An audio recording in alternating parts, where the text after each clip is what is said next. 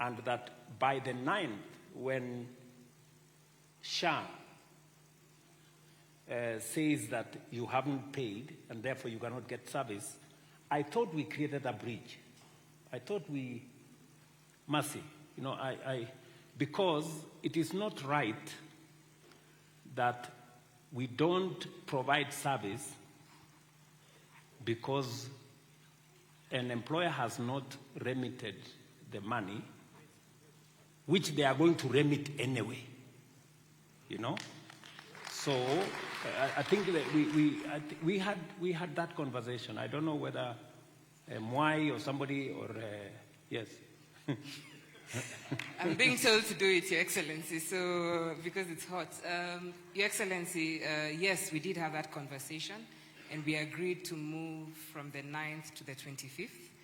We just need to tie up an agreement with Treasury and then be able to work that round. So we haven't implemented it yet, but you did initiate those discussions and give us the instructions that we sit with Treasury and move from the 9th to the 25th, at which date Treasury had committed that all monies would be with the counties and we wouldn't run into this problem. So it is on us, Your Excellency, we will need to implement that. Yes, Aden. Your Excellency, this is a matter that we have discussed a number of times. That healthcare workers who are treating Kenyans on the 9th themselves are locked out. And when we were at the summit, I think why we kept is that, and the chairman was there at the summit in December, we found out that the majority of the counties were committed to paying before the 9th. Wajir is one of them that has been paying before the 9th. I think what we are not discussing here is the flow during the transition of the two financial years. But Treasury have been dodgy. We just need to do an MOU with the National Treasury. Because they're the ones who pay both the national government and they pay the county governments. At times even we have a problem with our own civil servants, the chief contribution. So I think this is a matter that ourselves and the chair can now get just a final MOU commitment with the National Treasury, and we should not discuss it anymore. I think the healthcare workers, you can assure them of that commitment. Okay. In the next 2 weeks. All right. So let me tell the representatives of our healthcare workforce that this is feedback that had come to me, and I had already given direction on what we should do, because it is not correct that a healthcare worker is providing a service to others which they themselves cannot benefit from. It's a contradiction. And secondly, this is a healthcare worker who has a contract. They are not about to run away in between the month. So whether it is the 9th or the 20th or whatever, they will pay finally. So to the good people, Dennis and Seth and Peterson, that is good feedback. I will deal with it. And we will make sure that no health worker is locked out on account of the county having not remitted their deductions, and then we will see how to work this out with the counties, right?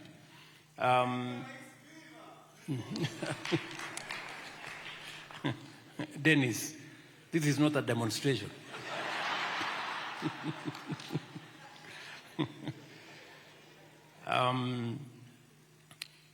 Then the third issue which has been raised, and I will give you, Chair, I will give you time to respond, and also Abdul Samad. The third issue, by way of feedback that has come to us, is the outstanding CBA agreements with nurses and with the other health care workers, and the need for us to bring on board the Salaries and Remuneration Commission.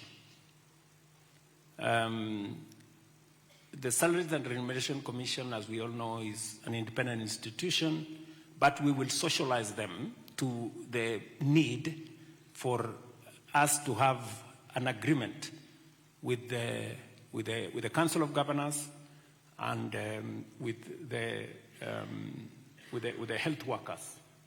So again, that is some homework for me. I will make sure that the SRC comes on board. I'm sure the Council of Governors will also do their bit, and they are here, they will speak for themselves. Finally, is on the issue of the staff, former staff of UHC. We did make available resources to transition these good people to permanent and pensionable. We made the resources available. We just have a minor issue between us and the counties, which we should be able, I think, Chair, ladies and gentlemen, let us sort this out. And let's give ourselves a maximum of a week and sort this out. I have given options. I have said, if the counties have a problem absorbing these workers, the national government will absorb them. So it is up to us to, but I would really, because I know the risk of us absorbing them as a national government, because it will undermine service at the counties, because we will basically be transferring staff from our county facilities to national government facilities, and yet at the county facilities, they are providing service to Kenyans. In any case, we don't have national government Kenyans and county government Kenyans. We only have Kenyans. Yeah? So I think this is something that between me, I undertake that between me and my good brothers and sisters at the county, we'll look at it. Chair, and then Abdul Samad. Your Excellency, let me have a first go at it.